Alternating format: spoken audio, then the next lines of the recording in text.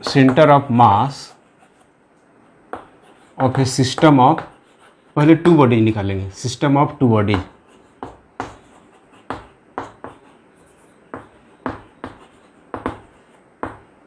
Centre of mass of a system of two bodies.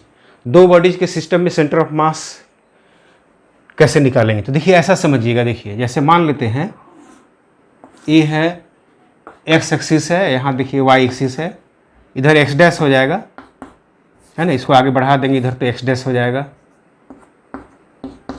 इधर आगे नीचे बढ़ा देंगे तो क्या हो जाएगा, ये वाई डैश हो जाएगा, यहाँ ओरिजिन हो जाएगा। ठीक है ना।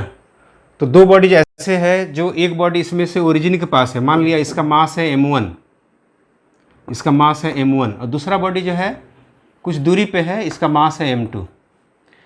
इसका जो कोऑर्डिनेट होगा वो कितना होगा, इसका जो कोऑर्डिनेट होगा कितना होगा, ये हो जाएगा 0 0, क्योंकि ओरिजिन के पास है। अच्छा, ये दोनों के बीच की दूरी अगर मान लिया, अगर r मान लेते हैं, r मानते हैं, r अगर डिस्टेंस है दोनों के बीच का, मतलब यहाँ से यहाँ डिस्टेंस अगर r है,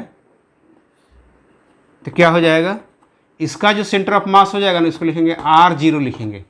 r0 क्यों लिखेंगे कि r हो गया, यहाँ से यहाँ डिस्टेंस r हो गया, और देखिए x कोऑर्डिनेट है, y कोऑर्डिनेट, तो y में तो ऊपर तो गया नहीं है, इसलिए 0 हो जाएगा।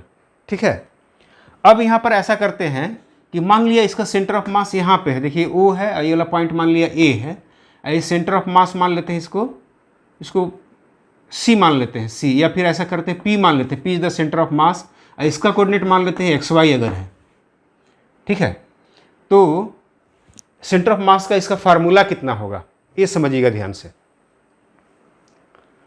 अच्छा, ये सब समझ में आ रहा है ना, क्लियर हो रहा है ना? मुस्कान, इधर पायल, समझ में आ रहा है बढ़िया से? हाँ, पूछिएगा, है ना, जैसे मान लीजिए मैं बोलूँ या ना बोलूँ, मैंने आपको बोलना है कि सर यहाँ पर दोबारा बता दीजिए। ठीक है। तो अब देखिए क्या होगा, यहाँ समझिएगा कैसे इसका निकालेंगे सेंटर ऑफ मास, और इसको आगे बढ़ने से पहले इसको पहले एक्सप्लेन करना होगा, है ना। तो यहाँ ऐसे लिखेंगे कि देखिए लेट अस कंसीडर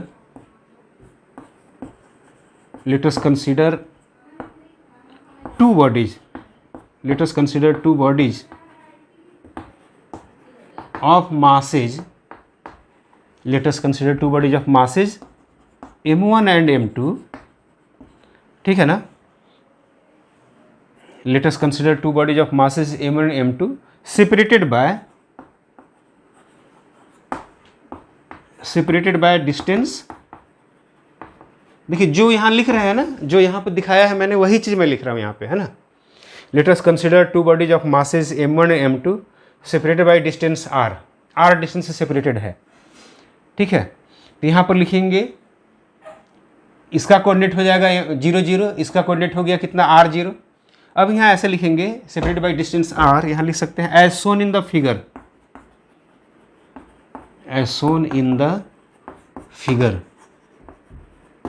ठीक है। अब यहाँ लिखना होगा कि इफ p एक्स वाई, मैंने p पॉइंट है जिसका कोऑर्डिनेट कितना है, xy है, if p xy is the centre of mass of the system of two bodies, centre of mass of the system of two bodies, then अब देखिए क्या होगा, तो सेंटर ऑफ मास कैसे निकलेगा यहाँ पे, देखिए तो यहाँ पे ऐसा होगा, यहाँ पे दो ही बॉडी न है, तो ऐसे होगा, देखिए m1 x1, तो m1 x1 तो x1 तो 0 है, देखिए यहाँ ध्यान दीजिएगा, यहाँ x1 भी 0 है, y1 भी 0 है, यहाँ देखिए x1 r है और मैंने x2 r है और y2 0 है, तो यहाँ क्या हो जाएगा, देखिए m2 इंटू फिर हो जाएगा m1 x1 m2 x2, तो x2 हो जाएगा r divided by m1 plus m2। तो इसको ऐसे लिखेंगे, ध्यान देना है, यहाँ देखिए ऐसे हो, ये तो 0 हो गया पूरा, तो यहाँ ऐसे हो जाएगा m2r by m1 plus m2, तो ये निकल गया x कोऑर्डिनेट, देखिए एक आंसर आ गया।